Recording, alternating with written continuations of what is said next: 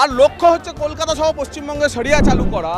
তিনি তো কথা বলবেনই, আর নাটকের জন্যই কিন্তু টক টু মেয়র করেন। নাটকের জন্যই কি তার নেত্রী সিঙ্গুর আন্দোলনের সময় এনএইচ বন্ধ করে 26টা মঞ্চ করে বসেছিলেন? না, আন্দোলন নিয়ে নাটকবাজি করার যদি কথা বলেন তাহলে সেই ইতিহাস তাঁর এবং তার নেত্রীর অনেক বড়।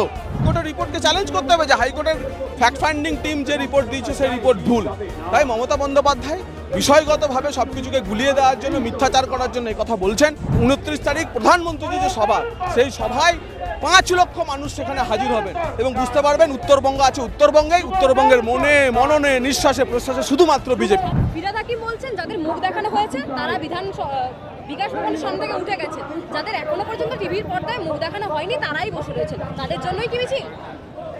দেখুন, যে ভদ্রলোক তার নিজের বিধানসভা কেন্দ্রকে দাওয়াতে, নিজের বিধানসভা কেন্দ্রকে মিনি পাকিস্তান বলে, যিনি সুরাবর্দির পরও, সুরাবর্দিও 46-এর দাঙ্গার পর দাওয়াতে ইসলামের কথা বলেননি, যিনি দাওয়াতে ইসলামের কথা বলেন যে অন্য ধর্মে বিশ্বাসী যারা, হিন্দু ধর্মাবলম্বী যারা, তারা ইসলামে চলে আসুক, এবং যারা বলে যে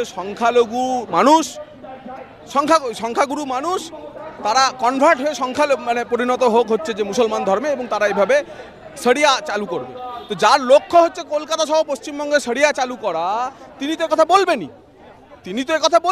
আর নাটকের জন্যই কিন্তু টক টু মেয়র করেন। নাটকের জন্যই কি তার নেত্রী সিঙ্গুর আন্দোলনের সময় এনএইচ বন্ধ করে 26টা মঞ্চ করে বসেছিলেন? নাটকের জন্যই কি 14ই মার্চ 2007 নন্দীগ্রামে 14 জন কৃষককে মেরেছিলেন? তার ফলে আন্দোলন নিয়ে নাটকবাজি করার যদি কথা বলেন তাহলে সেই ইতিহাস তাঁর এবং তার নেত্রীর অনেক বড়। তাই ফিরহাদ হাকিমকে বলবো যে গুরু মশাই, মাস্টার মশাই, আপনি 3 কন্যার পিতা, তাদেরকেও যারা পড়িয়েছেন তাদের প্রতি শ্রদ্ধাশীল হন। এই তোলামূলি সিস্টেমে থেকে নিজের মানবিকতাটাকে আর বিসর্জন দেবেন না। এই যে মুখ্যমন্ত্রী মমতা বন্দ্যোপাধ্যায় এখন কি আশঙ্কা করছেন যে সত্যি বহিরাগতরা রাজ্যে প্রবেশ করছে, ভোটের আগে কি নতুন রূপে ভোট?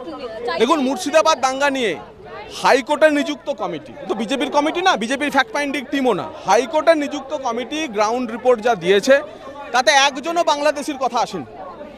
ওই সময়েতে তার পরবর্তীকালের 15 দিন যে এফআইআর হয়েছে, মমতা বন্দ্যোপাধ্যায়ের জেমস বন্ড একজনও বাংলাদেশিকে অ্যারেস্ট করেছেন বা বহিরাগতকে অ্যারেস্ট করেছেন দেখাতে পারেননি। যারা অ্যারেস্ট হয়েছে তারা প্রত্যেকেই হচ্ছে স্থানীয় মানুষ। তো মমতা বন্দ্যোপাধ্যায় বাইরের লোকের কথা বললেও তিনি তাকে প্রমাণ করতে হবে, হাইকোর্টের রিপোর্টকে চ্যালেঞ্জ করতে হবে যে হাইকোর্টের ফ্যাক্ট ফাইন্ডিং টিম যে রিপোর্ট দিয়েছে সেই রিপোর্ট ভুল। তাই মমতা বন্দ্যোপাধ্যায় বিষয়গতভাবে সব কিছুকে গুলিয়ে দেওয়ার জন্য, মিথ্যাচার করার জন্য এই কথা বলছেন, কিন্তু আসলে যেটা হচ্ছে তার পুরো রাজনীতি, তার ভোট ব্যাংকের রাজনীতি, দুধেল গাইদের সন্তুষ্ট করার রাজনীতি। এই দুধেল গাইদের সন্তুষ্ট করতে গিয়ে কথা বলছেন, কিন্তু তার বিপরীতে বাংলার সনাতনী সমাজ, বাংলার হিন্দু সমাজও প্রস্তুত হয়ে আছে যে মমতা বন্দ্যোপাধ্যায়কে আর কয়েক মাসের অপেক্ষা, তাকে রাজনৈতিকভাবে বিসর্জন দেবে।